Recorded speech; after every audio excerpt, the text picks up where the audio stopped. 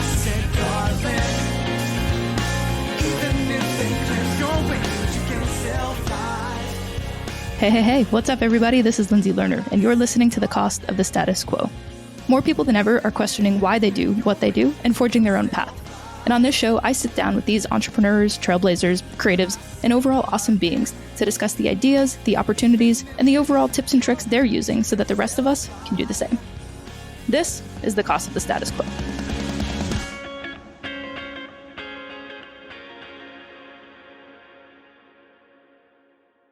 Hey, welcome to The Cost of the Status Quo. Today we are here with Bess Moyer Bell. Bess is known for doing drama therapy and playwriting. She has practiced and taught drama therapy nationally and internationally. Bess specializes in treating trauma, grief, and addiction. In her professional world, she is the executive director of Second Act, a national nonprofit with the mission to change the way people and communities respond to the impact of substance use. As a proud member of the recovery community, Bess is here today to discuss all of that and more. Listeners, thank you so much for listening. It would mean the world to me if you subscribed, rated, and reviewed this. Welcome, Bess. Thank you so much for making the time to be here. Yeah, of course. I'm excited to be here. So happy you're here. So take us back. Where in the world did you grow up? I grew up in South Kingstown, Rhode Island, a small town in the small state. And we grew up pretty close to the beach. I remember bicycling to the beach in the summertime, Narragansett. And I lived on top of a really big hill, which in the 90s, when we used to get a lot of snow, they would shut down the hill because it was too dangerous to drive down. And we would ski or sled or snowboard down the hill, which was a highlight of my childhood. That's amazing. Yeah. What was your family like? Like normal-ish, but also really interesting, I guess. We are not true Rhode Islanders. Rhode Islanders, you have to be born in Rhode Island. And sometimes I feel like your grandmother and great-grandmother had to be born there to claim Rhode Island as where you're from. So my mother is originally from the Midwest, but her family really settled out in California, and my father's from the South. And they both were in book publishing. They met in New York City, working in book publishing during kind of the height of the printed word in the 80s. And my mother was a poet. My father did all the jacket designs of all the books. So they were really creative. And I have a little brother named Niall, who has an incredible imagination. So my house was very creative, very playful. My parents, all of their friends were sculptors and writers and politicians like Noam Chomsky. So our house was filled with a lot of interesting people and a lot of interesting conversations as a kid. When you were a kid, were there any sort of ideas or expectations of what you would end up doing? There weren't a lot, actually, because both of my parents came from households where there were very clear expectations. My father was the only child and, was born in 1945 in southern Texas. And so you did things a certain way. His father was a veterinarian. His mother was a stay-at-home mom. And he was expected to go to school, to get a job, to get married, to have children. And that was like kind of your life. And you did it, at age 21 or whatever when you graduated school. So that's what he did. And then he quickly realized, oh no, this is not exactly what I want to do. And I don't want to be stuck in Texas forever. And so he ended up going on his own journey across the United States, selling books out of a VW van in the late 60s and 70s. And just, looking for himself. And then my mom came from a super academic family. My grandfather and grandmother met at Harvard when it was Harvard and Radcliffe. And my grandfather had 2 master's degrees, a Juris Doctorate, and a PhD. And I'm like, Grandpa, how is anybody ever supposed to live up to that expectation of academia? So she grew up in a really seriously academic environment. He taught at UC Berkeley and Stanford. So they both had pushed back. My mother did end up getting a master's in poetry, and she sold jewelry on the wharf in San Francisco in the early 70s. So they both had these like really wild times after they went to school to figure out who they were.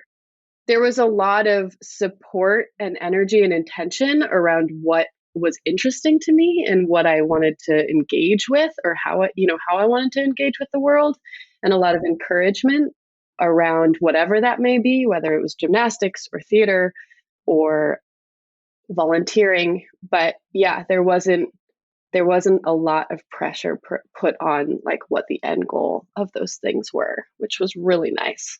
Thank God. Yeah. Did you recognize that at the time, or was it just that was the environment that you were in, and so that was your life and that was great? I think that was the environment. And because my parents, all of their friends were also creatives, that was also enforced by everybody else who was around us too. That sounds like so much fun.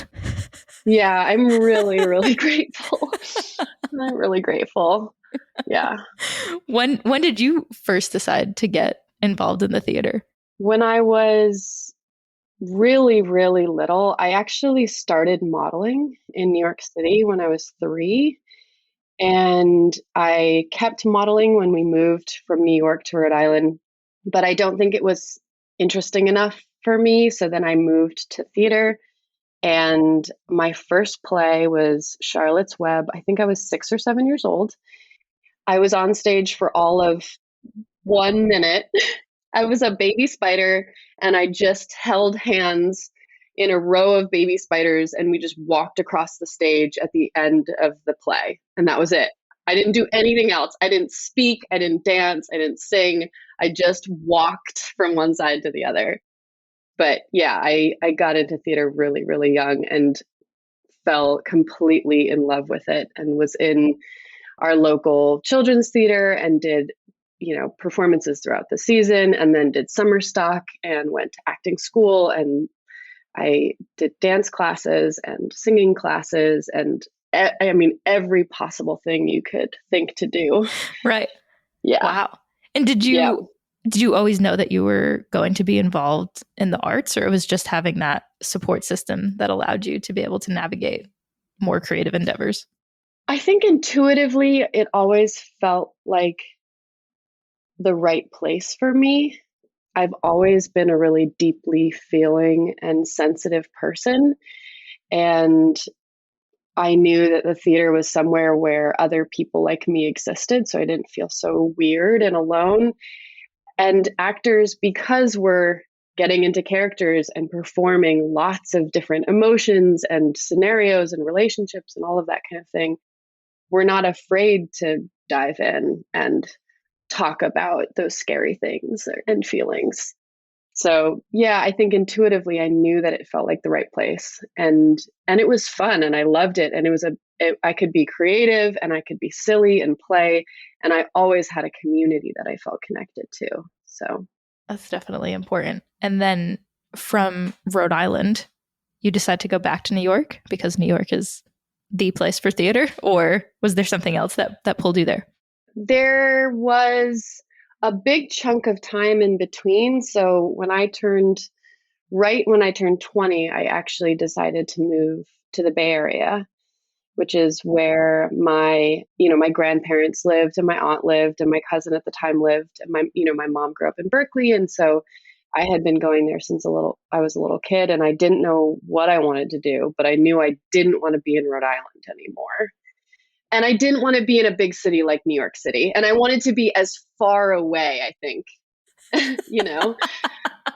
I didn't want to go to Hawaii or Alaska, but I wanted to get, as far away as I could. And so, so I moved to the Bay Area in 2008.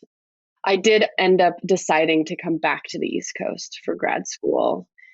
And that decision was, one, because I got accepted into NYU, which was a school that I had wanted to go to since I was a little girl. My mom had taken me by the hand to Washington Square Park to show me like the saxophonist and the people on the stage, reciting Shakespeare. And she was like, one day you could be here. And so when I got into NYU. And what were you studying at NYU? I did a master's in drama therapy. What was the catalyst that got you into drama therapy? I had decided to finish my bachelor's degree at a really small, super progressive, kind of new agey school in San Francisco called the California Institute of Integral Studies. And it's one of the 3 schools in the nation that have drama therapy master's programs, the other being here in New York at NYU, and then another one in Massachusetts. And yeah, so I heard about drama therapy. I was during that time, I was studying method acting in a little hole in the wall studio in the Mission District in San Francisco, and really getting back into what theater had helped bring out in me as a kid, that feeling of connection to others and like really deep, like diving into my emotions. And then I learned about drama therapy and I was like, oh my God, why didn't I think of this? Like, of course, this is perfect. Like you can help people and you can use this creative outlet to do it. Helping people has always been a big part of my life. So I just started reading about it and peeked in on some classes at the school and then decided to apply to grad school.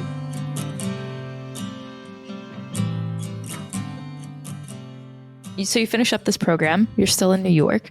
And is that then when you started your first nonprofit? Yeah, I kind of started it like before I graduated. My master's thesis was the first play I wrote and subsequent research about the play's impact on audiences while I was in my second year at NYU. I had gotten a grant from NYU to perform this original piece and to survey audiences. And that spring, right before I graduated, a hospital was like, oh, we would love to use this as a teaching tool. How much does it cost? And I thought to myself, oh my God, people will pay for this? Amazing. Cool. And then I thought to myself, okay, well, if they'll pay for this, probably somebody else will pay for this. And I ended up getting this article written about me and the play itself in the Boston Globe. And I had set up this email address so that I could get, inquiries about the article there. And I got a flooded inbox of people asking if they could bring the play to their, recovery center, treatment center, hospital.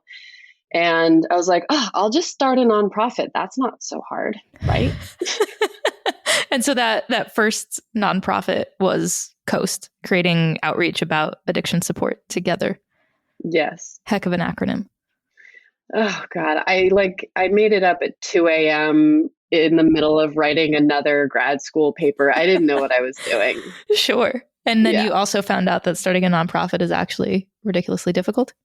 So difficult. And it's still difficult now, 6 years later. But you know what, though? If I knew how difficult it was, I may not have done it. I think my ignorance and naivete really served me in that moment. Definitely. And so what was the motivation behind your work? Why was that so important to you? When I first started grad school in the fall of 2014, I lost 3 friends from my hometown to drug-related deaths. And I had previously, 2 years prior, I lost my ex-boyfriend to a heroin overdose. And I was realizing that there was something really big happening. And then it wasn't confined to my community, my small community of South Kingstown, but that it was actually something larger happening across the nation. And, I was grieving and when you lose somebody to a drug overdose or a drug related death, it really complicates all of the stigma, and there's a lot of kind of silencing that happens. There's not a lot of clarity that families often don't give clarity around like what actually happened, rightfully so. It's for them to decide, but it really complicates the grief process. And so I watched myself and my friend group go through that, which prolonged and, really complicated the grief. And I also felt like there wasn't places to openly grieve. There weren't places to openly talk about all of the complicated feelings that came along with drug deaths. And there wasn't adequate information about what was available and what support was out there. And I kept just hearing these horrible narratives about drug users that really upset me, because as somebody who does love drug users or people who are in recovery, I knew that it was detrimental to my loved ones. So I really wanted to change those narratives and to create places of healing. And for me, it had always been theater. And so so I wrote a play and started using that as kind of a medium to have that conversation and have characters that were relatable and lovable, and really give the community a way to have those hard conversations and also like reach out for help and get resources. Yeah. And so what did that look like? Whether it was the first couple of plays or a couple hundred plays later over the last 6 years that you've been running this nonprofit? Yeah, at first it looked like 4 actors and a director in a room and me. Sure. I knew that I wanted to bring in people who had experience with drug use or drug related deaths, or, kind of the intersection of other mental health issues. And so I cast people, actors and directors, that had that close personal experience, because I was really wary of not portraying characters or a storyline that would further stigmatize drug users. And that, we got in the rehearsal room. I was there for every rehearsal. It was like a regular rehearsal in that we were doing blocking and we had scripts and we were writing down the cues, and we were being silly and playful. And then there were other moments where somebody would make, an actor or a director would make a connection between their own personal story and their character or another character in the play, or there was a line that they had heard before in their living room or their kitchen. And we would stop and kind of process that together and have these really deep conversations about what it was like to love a drug user or to lose somebody. And that was really beautiful. And then we went out and, oh gosh, I drove to every single hundreds of performances. I lugged the Tupperware full of all the costumes and props and the table. I had this huge plastic table that I would bring around everywhere, and, the microphones. And, I was not trained in any, mics or lighting or whatever. And I would stand behind the, in the lighting booth trying to tell them what I wanted to see, not having any language of that world. And then, so they would perform, and then we'd have a talk back at the end, and we would spend 20 minutes with the audience answering questions and telling our own stories. We performed all over the state of Rhode Island and Massachusetts. We went down to New York and New Jersey and Philadelphia, and we performed in front of kids in high schools. We performed in front of 90 men inside of an inpatient treatment center, like way out in the, boondocks of Rhode Island. We ended up going, Elizabeth Warren's office brought us down a few years ago, and we got to perform in front of congressional staff in support of a bill that did get passed for the state of Massachusetts to expand adolescent treatment.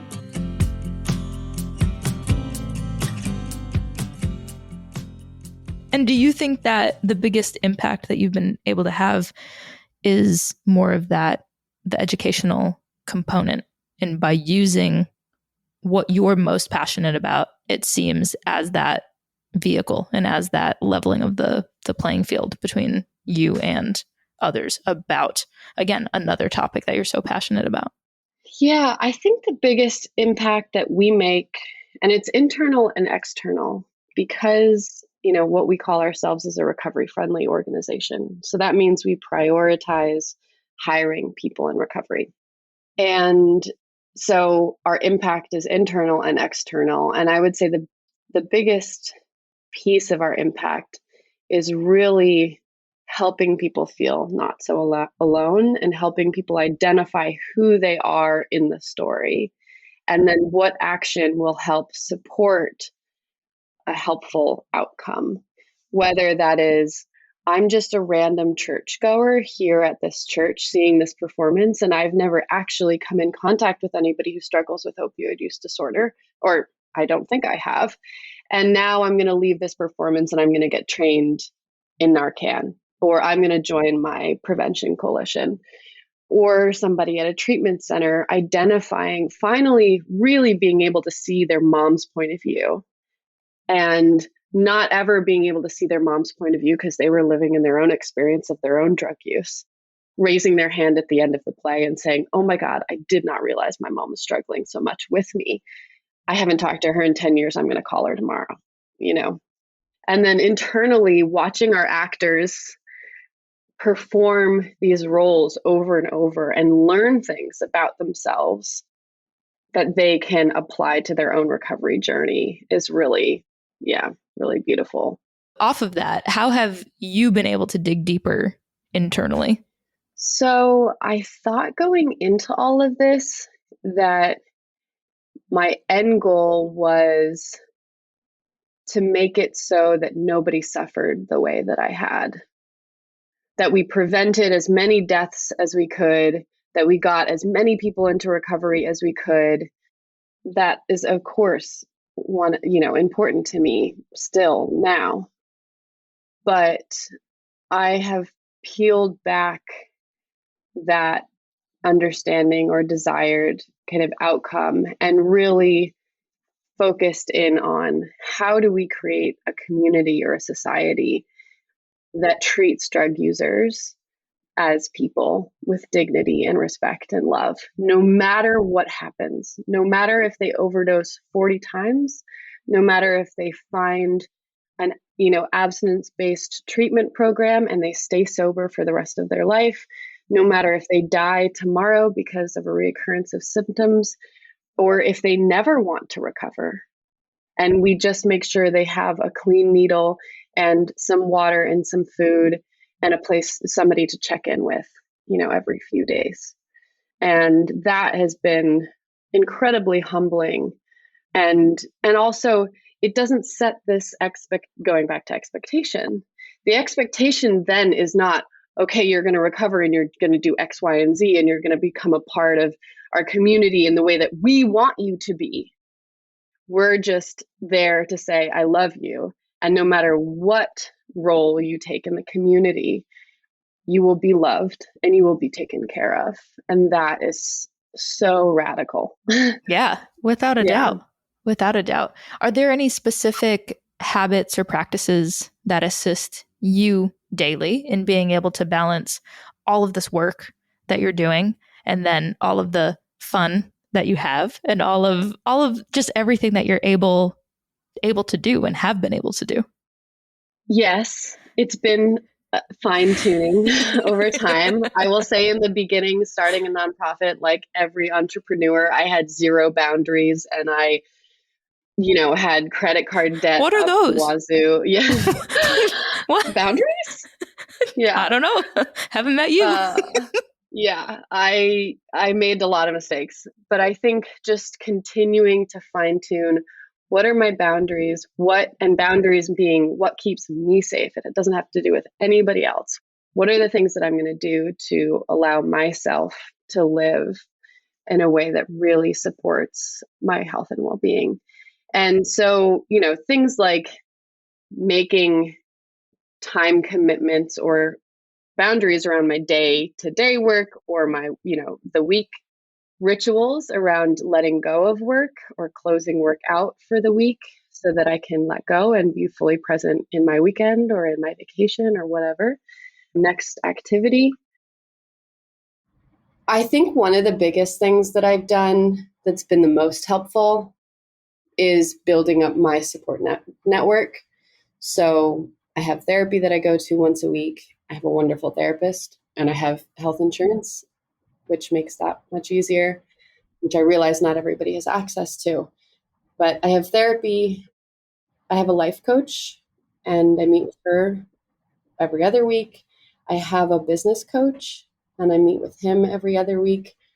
And I have a bunch of advisors, colleagues, friends that either are in the nonprofit executive director realm, or they're drama therapists, or they're teachers, or they're innovators that I try to make time to talk with, get coffee with, get lunch with. And also having them, making sure that I'm engaging with that support system in somewhat of a ritualistic way keeps me accountable, I think, too. And that's been one of the most helpful things, I think, in terms of my success.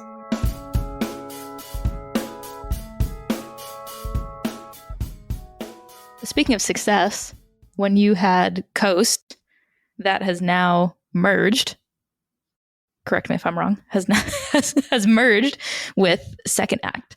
And so what was that process like to jump from having your own nonprofit and now into this huge merger and now being in charge of not one nonprofit, but two in a very emotionally and labor intensive space? The merger itself was really chaotic and difficult, especially because it happened during the pandemic. I mean, the pandemic is still going on, but it happened during 2021. And there were a lot of logistical things, and there was a lot of work that I had to do around creating relationships and creating safety and feelings of safety, and like people could trust me. But outside of that, as a nonprofit founder, moving out of the like founder mind and like, this is my nonprofit that I started, into a merged model of two nonprofits that are coming together with aligned missions, and getting out from underneath that kind of role of being founder has been really, really helpful in helping me create a little bit of space. I think one of the things that it helped do also is I'm now serving the mission of something that isn't my own thing. And that's so different than it being your own, like your baby. You take things less personally, you're more collaborative, you're more willing to be flexible. And I also have taken the burden of the entire organization off of my shoulders. It's not mine alone. The legacy and the impact is a collective vision and a collective, like a cooperative thing. And yeah, and it's not just up to me, but it's up to us as a whole. And that has been really, really helpful to create some of the space I think that I needed. Because before the pandemic, I was pretty burnt out. It's really hard. I mean, I think for anybody as a startup to get from startup to institutionalized, like it's so difficult. It's so hard, that shift. It feels almost impossible sometimes. It's also, I think it's really important to include, like you have been, to include nonprofits under that umbrella of startups. Because just because it's a nonprofit does not mean that it's not profitable in any in any realm. And it takes just as much work, if not more, to go out and to fundraise and to be mission and vision and value driven over profit, over anything else, which is really incredible. And now you've lived all over the place, traveled all over the world, and you've landed at the moment, for the foreseeable future, in Boston. What's next? What are we keeping an eye out for? Yeah, I am here. I bought a place here, and I have struggled for all of my adult life to figure out exactly where I wanted to be. And what I decided was, I don't have to commit to forever, even if I buy a place, even if I found an organization and incorporate in a specific place. That doesn't mean I'm stuck there. There's still flexibility. So I think once I reframed those, it allowed me the freedom to commit to things. And that's been really helpful. So I'm here in Boston. Our headquarters are here. the administrative staff of the organization is remote. So we're kind of all working all over the place. I am working on making sure that I never have to do a New England winter ever again. So that's really going to be helpful for my well-being. And, we're working towards a national nonprofit model. I don't know that I'll be with this organization for my entire life. I may be, I may not be, but I think also getting away from that founder mentality again, or the feeling like if I incorporate somewhere or if I commit to something, I'm stuck there forever. Going through the merger, moving, buying a place has all taught me that I still have flexibility. I can still change course if I'd like to, that I'm not stuck. I'm not a tree. And you know what? I'm a gardener. Like, you can always dig something up and move it. Like, as long as you're intentional and thoughtful about how you dig it up and making sure you get all the roots and doing it, yeah, you can move. And now, before we wrap up, we do ask every guest 2 questions. What is the worst piece of advice that you've ever gotten? And what is the best piece of advice that you've ever gotten? Yeah, so this was hard because I don't tend to remember things I don't like. Like if somebody tells me something or says something, I'm kind of like, nope, I can file that away, and things that I never want to bring up ever again. But I will say, in thinking about this question, I remember distinctly driving over the Bay Bridge into San Francisco with my dad. And I was about 23, and I had been working as a model in San Francisco for 2 or 3 years, and I had built up like a bunch of gigs, and I was able to kind of pay for my rent and go to school and blah blah blah, and I had built up a network and was doing pretty well. And I remember telling him, "Hey, I don't think this is what I want to do, and I'm really confused, and I'm just going to take about a year and go travel.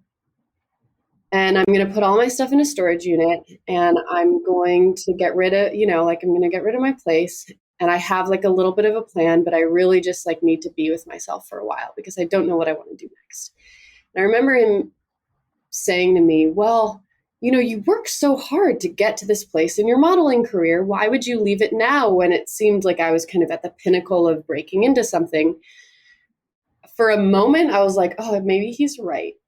Maybe I've been working on this thing, and because I've put in all of this sweat equity and all of this time, that I should stick with it, even though I know it's not right for me.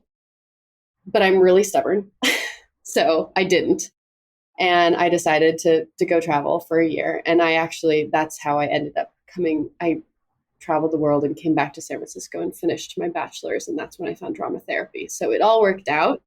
But yeah, I push back. Like, you could spend 20 years doing one thing and then one day decide, I don't want to do this anymore. And that's okay. And it's not a waste. Not a waste. All of that time. Totally. Not at all. Best piece of advice.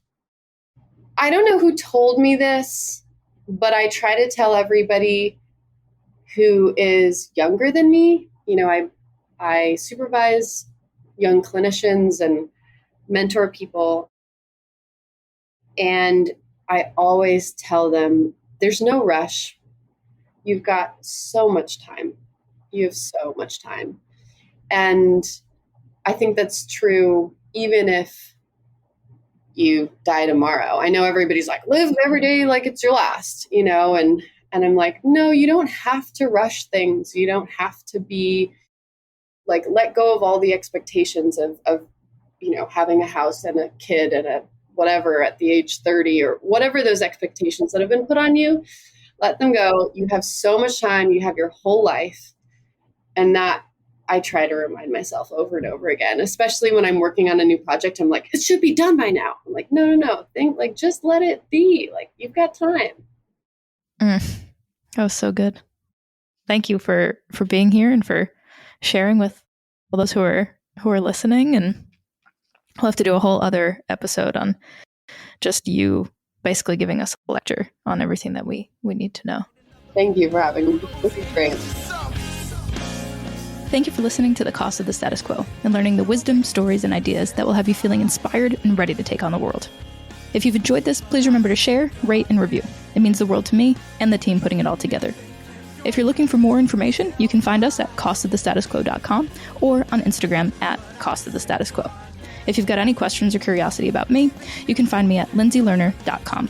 That's LindseyLerner.com or on Instagram at Lindsey Lerner.